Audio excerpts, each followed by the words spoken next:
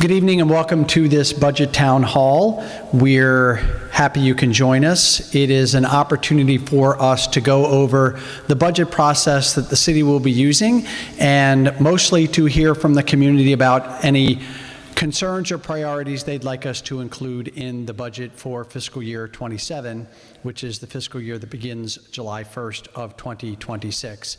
I'm Michael O'Connor. I'm the mayor of the city of Frederick. We are in Council Member District 4 tonight. We have scheduled 5 of these budget town halls, 1 in each of our council districts. And I want to acknowledge before I begin the presence of Council Member-elect Libby Taylor, who is a council member at large in the city of Frederick. Anything that you wish to say before we get going? Very good. Thank you so much. So the budget process in earnest feels like it starts almost immediately after the prior budget has been put to bed. Our directors and managers and the people who manage departmental budgets are thinking almost immediately about what the next fiscal year is going to look like. The important deadline that they have to look at this time of year is the submission of departmental budgets to our budget office by the end of the calendar year. So by December 31st, all of the departments in the city of Frederick are expected to have submitted their budget priorities. That is the point at which the process shifts, and I begin to work with those department heads to review their priorities and begin to build the mayor's proposed budget. This time of year is also when we have this opportunity to get out and meet with the community, to hear from them as we begin the internal side of the budget process and begin to pull together our priorities for the next fiscal year. In December and then January and into early February, those meetings with departmental heads talking about those budget requests, reviewing the strategic plan, the comp plan, the various policies of the city of Frederick to look at what we want to try and accomplish with the budgeted dollars for the upcoming fiscal year. It is an opportunity for me to meet one-on-one with department heads to review their priorities, and I can tell you that we will always receive more requests for funding from the departments than we're going to have available revenue. So that is really the opportunity for us to trim and make sure that when we put together the mayor's proposed budget, we're really focused on the priorities that the departments have identified, plus the ones that align to both the executive branch's priorities as well as those from the council members, which we'll hear about through this process as well into the beginning of March. When we get to March, the work of building a balanced budget from the mayor's perspective has to primarily be done. There is a lot of logistical work that needs to be done to actually get a balanced budget ready for presentation to the Board of Aldermen or to the City Council. Eventually, I will not make that mistake anymore. That deadline is April 1st. April 1st is the date by city charter that the mayor's proposed budget needs to be presented to the City Council. And the City Council has the obligation to set a budget schedule for how they want to hear that document. The charter doesn't lay out anything more specific than that the council gets to decide when and how they will hold hearings and meetings on the budget. That schedule is entirely driven by the council, and those meetings usually begin sometime after April 1st. That schedule often gets set early in the calendar year in the January, February timeframe to make sure that people have those dates on the calendar. They'll go through a series of public hearings, usually in April into early May, and the next deadline that's really important is the deadline for the adoption of the tax rate. Because we collaborate with the county on the mailing of property tax bills to residents in the city of Frederick, that tax rate has to be established by about May the 20th, and which is usually coincides around the time that the budget adoption occurs, usually the third week in May. By charter, the budget doesn't actually need to be adopted until June 20th. The adoption of the tax rate, of the administrative fee schedule, and of the budget is all done by simple majority vote, with the expansion of the council from 5 to 7, 3 votes previously, 5 votes or 4 votes now with the new 7-member council. That has to be done by June 20th. If the budget is not adopted by the council by June 20th, then the mayor's proposed budget becomes the budget for the city on the fiscal year that begins July 1st. This is a bit of a visual that sort of walks through that process. Snaking your way through budget town halls such as tonight to get resident input. The internal departmental requests are submitted. We review those operating requests with appropriate staff through the winter. We develop an annual budget. It is presented to the city council by April 1st. They can hold a series of workshops and public hearings as they see fit, ultimately ending with the adoption of the budget and the property tax rate. I think one of the things that's important to talk about is what actually constitutes the mayor's proposed budget.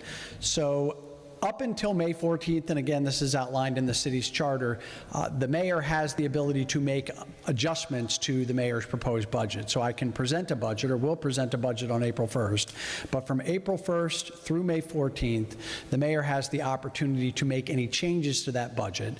The budget has to stay balanced through all of this effort. I have to present a balanced budget. If I make changes to the budget, it has to be a balanced budget.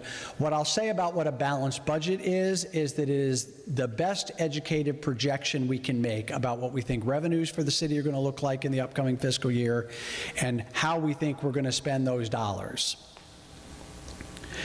After May 14th, the sole responsibility to change the budget shifts from the office of the mayor to the council. The council has the ability to amend the budget, and that is often done the evening of adoption.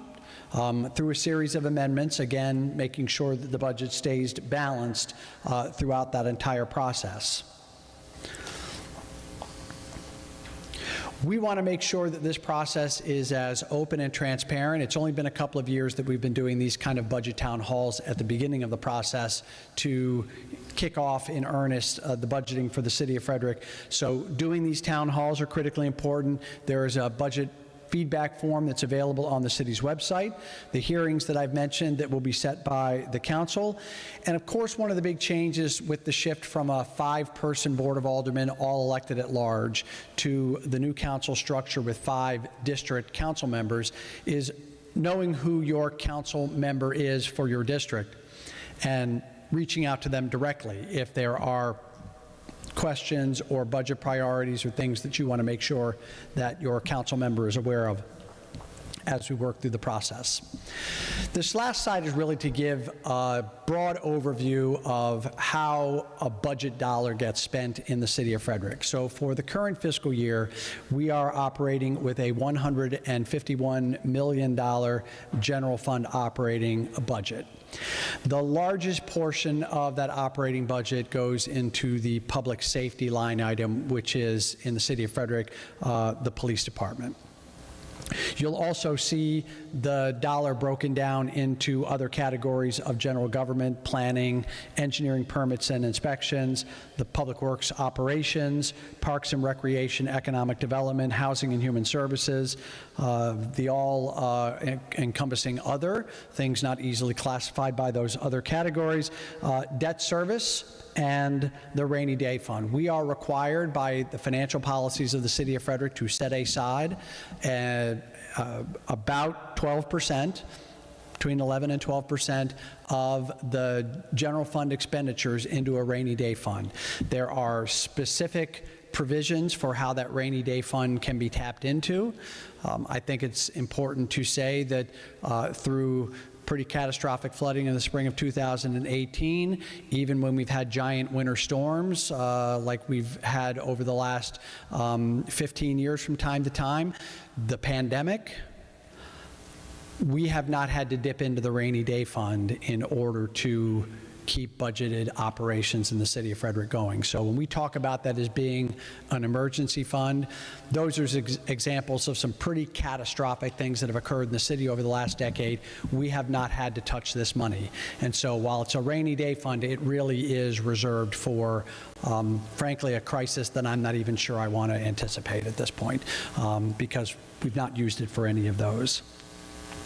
We derive about 70% of the revenue that we use to build a budget from property taxes. The real property tax rate in the city of Frederick is about 70 cents. And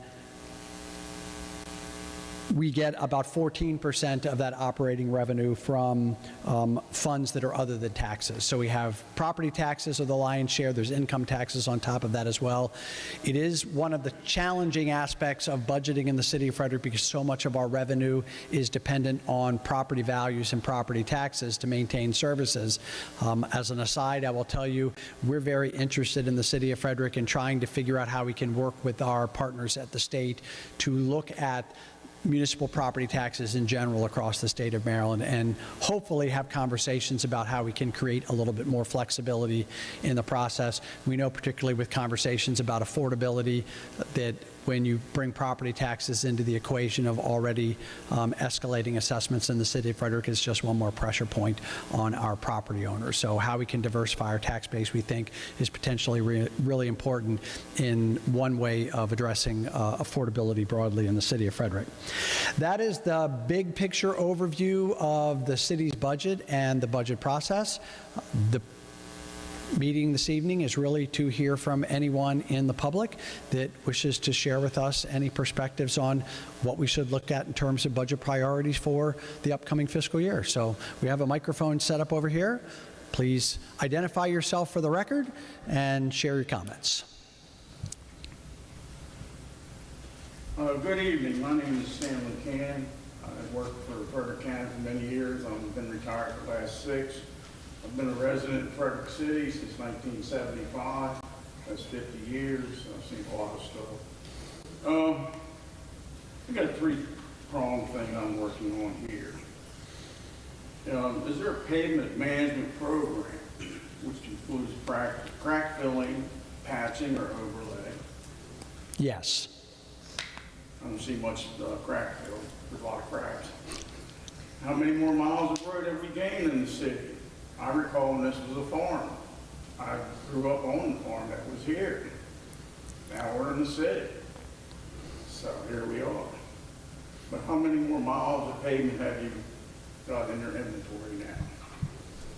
My other program is ADA, American Disabilities Act. Are you familiar with any of that?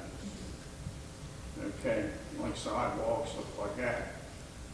We can't do a full blown because you really eat that rainy day fund up. The county costs $15 million to do ours, and you guys got 3 times the sidewalk. So that could be a major cost. But I've noticed that our physical disadvantage are having issues traversing our city sidewalks. I've seen some using the city streets because the sidewalks are bad. I have personally spoken with some of our wheelchair-bound citizens, and we should make their travel smoother. All agree? All agree? Nodding heads. Okay. And the homeless. It's very cold tonight. Where are they going to sleep at? Are there emergency all-day shelters for the less fortunate? Many still wander the streets. That's pretty much what I have. Thank you very much. You're welcome. I appreciate it. Is there anyone else who wishes to come forward and offer any comment this evening on budget priorities?